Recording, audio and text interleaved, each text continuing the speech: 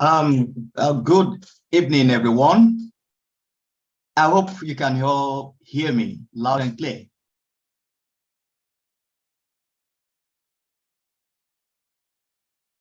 Can you hear me? Yes, we can. Oh, good. Oh, thank you. So I welcome everyone.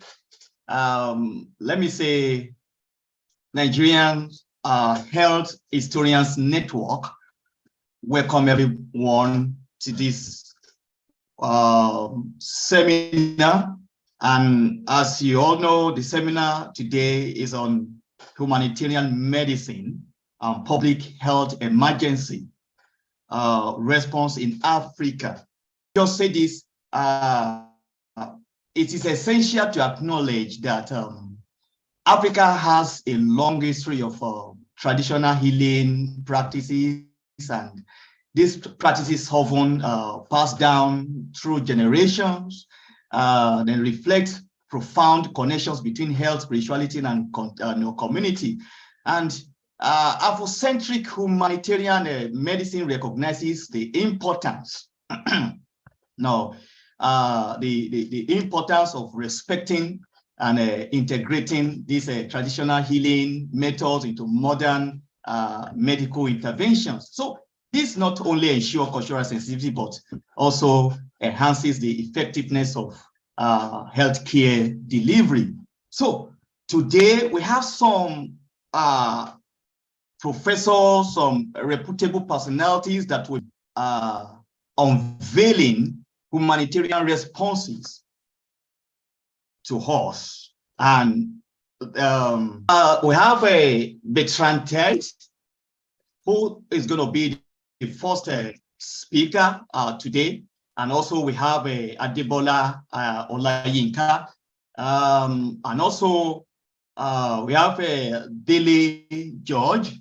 And the last person, the last speaker today will be Olusoji Adeniyi. And without wasting our time, I would like to introduce the first speaker, who is Bertrand Taithe. I will read his bio, and after that, we have to bring him into the platform for his presentation. Bertrand Taithe is the founding director of Humanitarian Conflict Response Institute at the University of Manchester from 2009 to 2022. He is a professor of cultural history, and since 1999, his research interests are primarily on humanitarianism and humanitarian AIDS practices. He has published on the history of humanitarian medicine and history of humanitarian and missionary aid, and aid in conflicts, as well as on contemporary humanitarian practices. He has worked with MSF Crash and MSF Switzerland on issues of risk and attacks on healthcare. On this note, I want to invite Bertrand Taithe, if I'm not pronouncing your name very well, I'm very sorry, to the platform for the first talk. Thank you. Well, thank you very much for this very kind introduction, Bayomi. And I'm very honored to be among you, and I feel like I'm not really, I'm not a specialist of Nigerian history at all. So you will have to forgive me that I will not make many references to Nigeria in today's talk. And I will keep my talk fairly introductory. I thought, since I'm the first speaker, maybe I could open up with some big research questions or issues that interest a wide range of scholars, and which might actually enable us to unpack what we mean or may mean by humanitarian medicine. So what I suggest I do, I'm going to share my screen. Is that okay with everybody? Yes. Yes. Okay. I'll do that. I will share my screen so you can see a presentation. The first image that you can see here is actually the only one that refers to Biafra because or to Nigeria. It is a heroic image of the typical humanitarian, self-styled humanitarian Bernard Kouchner, who later founded Médecins Sans Frontières. So I want to keep that image as a kind of mythological representation of what humanitarian medicine is, because my argument is that it is precisely not embodied by this image at all. So if we think about humanitarian medicine, the fundamental question is who defines humanitarian medicine? There is a problem of nominalism in the sense that people who actually argued that humanitarian medicine is the medicine conducted by humanitarians in humanitarian situations fail to define what makes a situation a humanitarian situation, or indeed define who is a legitimate humanitarian. Nevertheless, if we think about humanitarianism as being linked to perhaps the development of internationalism of a medical nature, perhaps, and most clearly embodied by the Red Cross and Red Crescent movement, then you have to go back to the 1860s to find its origins. And arguably in the United States, arguably in Europe, there is a debate of no relevance here. But very interestingly, globalizing very early on, since the Ottoman Empire joined the Red Crescent movement in 1867, and the Ottoman Empire had indeed presence in Africa at that stage. One of the earliest form of Red Crescents is going to be the Egyptian Red Crescent, and there will be a lot of international humanitarian aid, south-south or east-south, as early as the 1870s. So, in other words, not a European phenomenon per se, but one that globalizes fairly early on. Originally, war medicine, but very quickly. And this is where the American story is different from the Western story, disaster relief medicine, colonial medicine, I'll come to that in a second, and defined by the notion of emergencies. The problem, of course, is who defines an emergency and for whom is it an emergency? The question that arises, of course, today is how much humanitarian medicine is heir to a colonial past or inheriting from a colonial past. So the main domains of humanitarian medicine are quite varied, and I want to stress that they've been varied for a very long time, in the sense that war surgery enters in the 1860s, prophylaxis of prevention of diseases as early as 1900, the fact that refugee prisoner camps have been a subject of humanitarian activity since 1877, nutrition and famine relief, first of all in Russia in 1919, that there has been major campaigns since the 1920s for medical campaigns of various kinds. And of course that it has defined international standards of care, at least since the 1970s, and has been involved in many pandemics, cholera, HIV, Ebola, COVID, for example. Interestingly, and this is the more important point, of course, is where are the boundaries of humanitarian medicine? It is not at all confined to emergencies. And this is one of the major points, is that humanitarians have been active in health responses, in hospitals, in health systems, and that this intervention has increasingly taken the shape of tackling non-communicable diseases. I was recently in Malawi looking at an oncology program run by humanitarians. So the concept of emergency here has obviously been redefined quite dramatically. So if we go back to the structure of this talk very quickly, is that I want to go very swiftly about the first phase in order to introduce the bigger questions that I think have been arising since. So one point to make about colonialism and humanitarianism is, of course, the fundamental ambiguity of humanitarians in relation to colonialism. Yeah, colonialism was largely justified by humanitarian ideals in a sense that somebody like Leopold of Belgium called himself a humanitarian and appealed to humanitarian fundraisers, in a sense that humanitarians even then started to take a counter narrative to the arch-imperialistic narrative, not necessarily challenging colonialism itself, but rather the methods and means. The classic example of this is, of course, Sir Roger Casement, who is one of the first humanitarians who get a knighthood in the UK for his work as a humanitarian, denouncing atrocities in Congo. But interestingly, what matters here is that humanitarian medicine, when it appears in earnest in the 1920s, will always remain a critique, an implicit critique of modes of government. And that critique of governmentality or governments you find, for example, very explicitly in the campaign against sleeping sickness, for example, by Eugène Jameau, whose career was broken by his political enemies.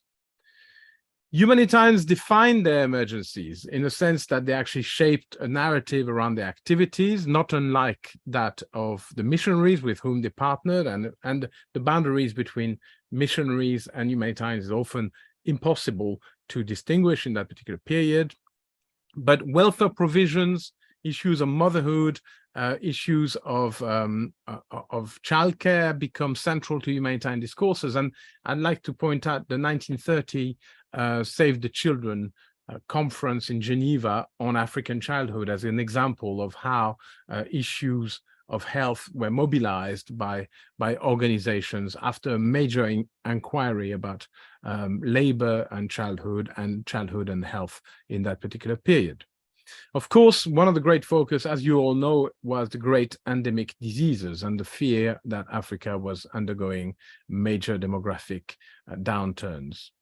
And the great endemic diseases throws us back to another range of humanitarians, namely the foundations. And this is where we have non-traditional or traditional non-traditional actors, for example, the Rockefeller Foundation, the heir of which is, of course, the Bill and Melinda Gates Foundation today. These are actors that are actually linked to a capitalistic mode of thinking about health and thinking about global health issues. Very importantly, it's only one aspect of what the Rockefeller was doing. The Rockefeller was actually active in a range of domains.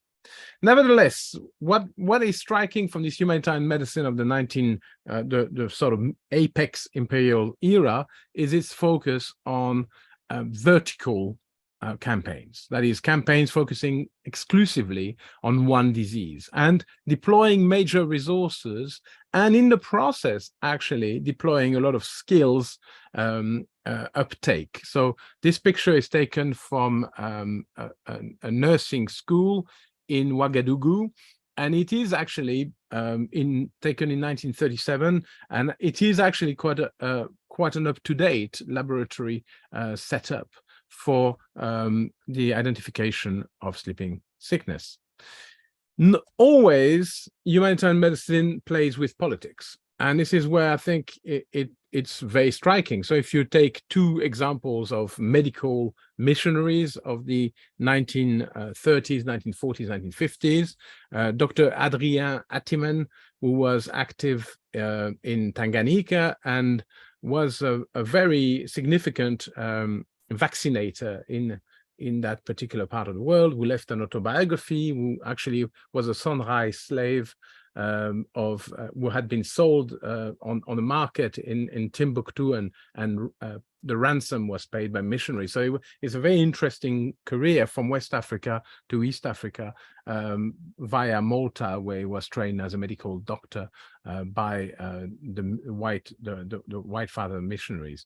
And the other character here is Dr. Goa Nisson, who was active in what is today Burkina Faso, and was actually elected as a representative of Burkina Faso in the late years of the colonial empires, and actually politically active in the first decades of Burkina Faso.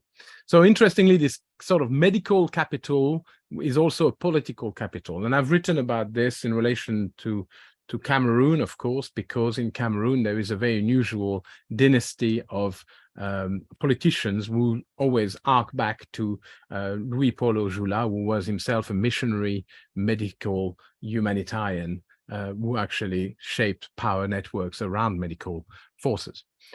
But what's interesting, of course, is that the end of the colonial era opened up a range of new orders and new systems, and one of which is, of course, the reinvention of the Red Cross movement. And I think that's one area that has been understudied, but the multiplication of Red Cross national societies and the 1965 Red Cross conference completely redefined the definition of what humanitarianism was supposed to be about. And I think we underestimate in the research that has been done so far, in my view, the role of national societies coming from the new states and how they actually contributed significantly in reinventing the so-called principles of humanitarianism, which are listed here. It's very interesting, of course, that when we talk about humanitarianism, you're talking about diplomacy. And through the Red Cross movement, for example, many African independence movements found their first public recognition through the Red Cross networks. And I think that's a very significant part of the national struggles in many anti-colonial settings.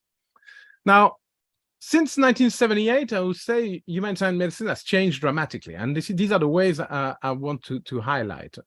The first one is, of course, that humanitarian medicine has become much more a business of standardization of practice.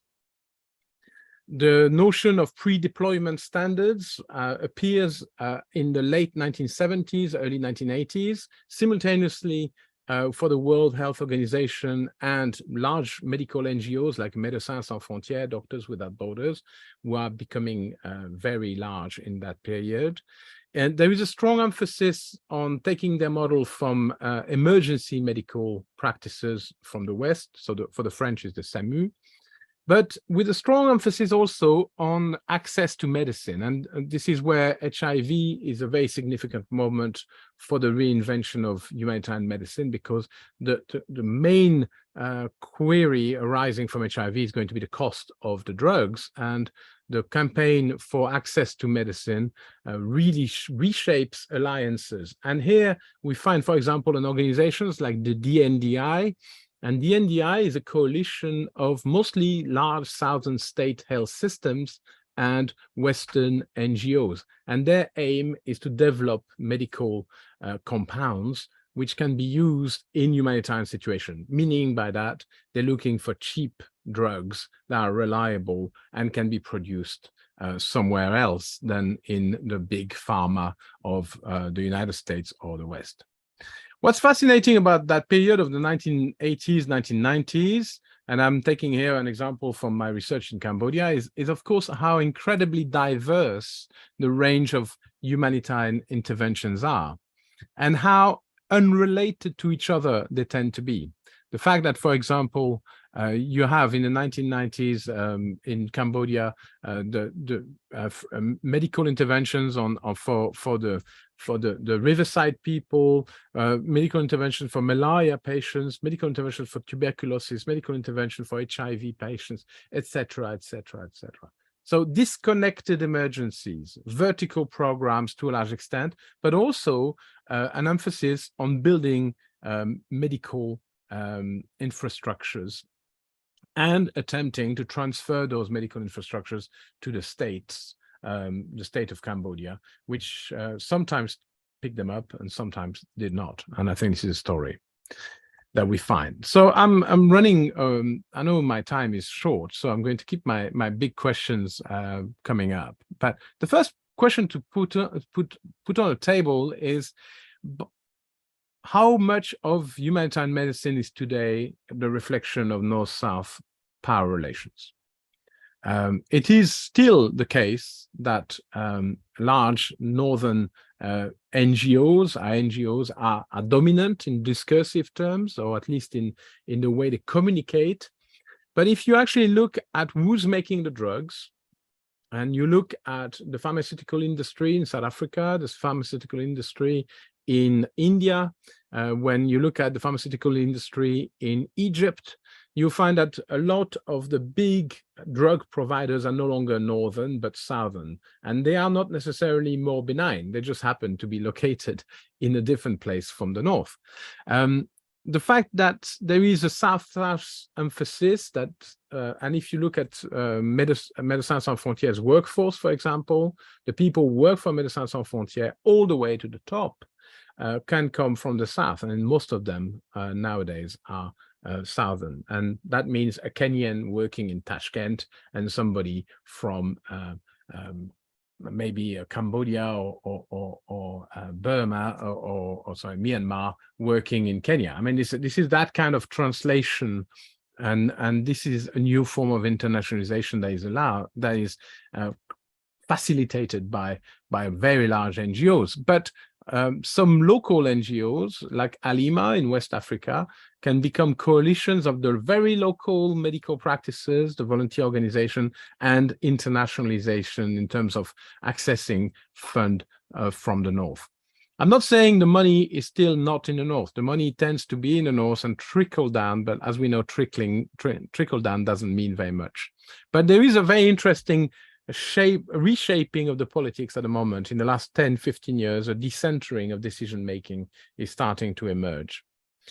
More interestingly, perhaps, is the fact that if you look at NGOs, that is non-governmental organizations, medical non-governmental organizations, you miss 90% of what's going on in terms of medical humanitarianism. And I think this is where we need to take into account the big faith-based organizations, formal big faith-based organizations and informal faith-based organizations. The fact that so much of aid and money travel through religious networks, Christian, Jewish, Muslim religious networks, and very informal networks. And I've looked recently in the last 10 years, I've looked at the history of a small NGO in my neighborhood, and discovered that, in fact, it was organized by a Ghanaian who had traveled to the West to gather the money and organize the volunteers in the North in order to support charities in Ghana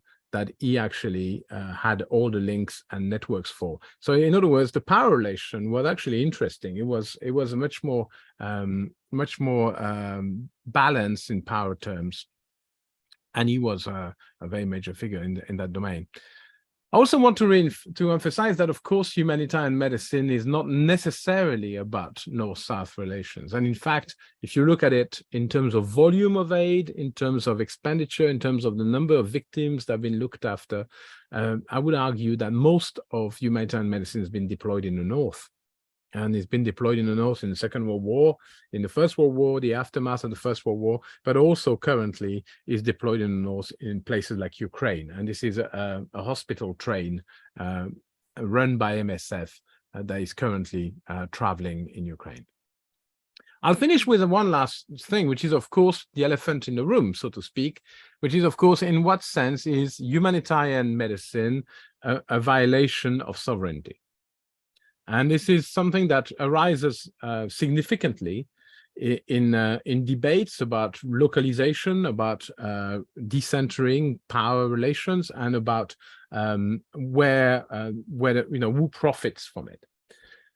And here I think there's something else going on, which is a little bit different and surprising, perhaps. But since 2010, major powers, China, Russia, a lot of India, China, and a range of the BRICS, if you want, have invested in a new concept developed by the World Health Organization, which is the emergency medical teams, EMTs for short.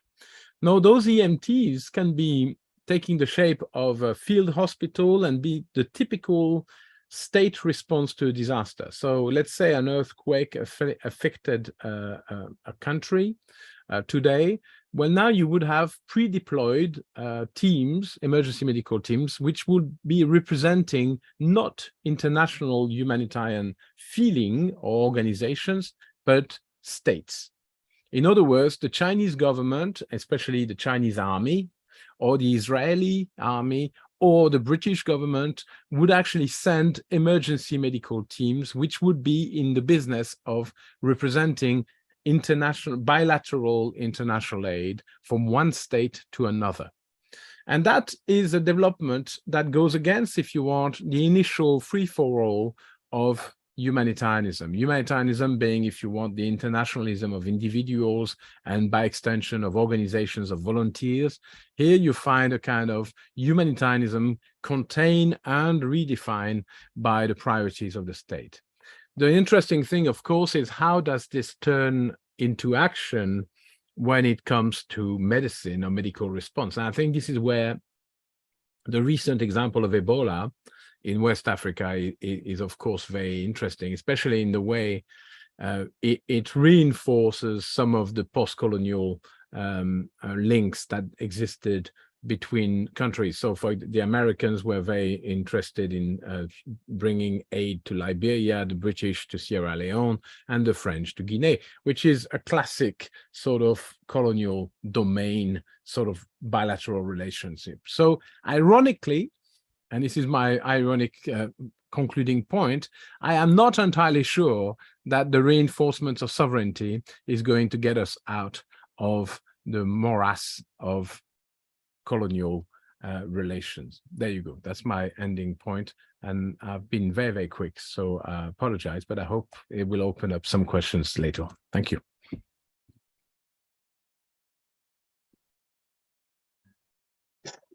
Thank you so much for that wonderful presentation. Indeed, I so much enjoyed the presentation. So rich, you've been able to take us through the both Afrocentric and Eurocentric humanitarian view, and you've actually unveiled the how political agencies are actually involved in the humanitarian actions, and also the aspect of colonialism in colonialism in humanitarian effort, and so on and so forth. And also you said that humanitarian services embedded in colonialism and a lot, the humanitarian medicine in the north, south. So all this information given today has been awesome and wonderful, and I most appreciate you. And in case if you have any question, kindly start dropping your question in the meeting chat column, because I'm very sure that we have so many people with questions today, and then to accommodate many people, really want you to drop your questions in the meeting chat column, so that by the time the session for session for question and answer comes, to be able to be reading them out, and then we'll be able to provide answers to some of these questions.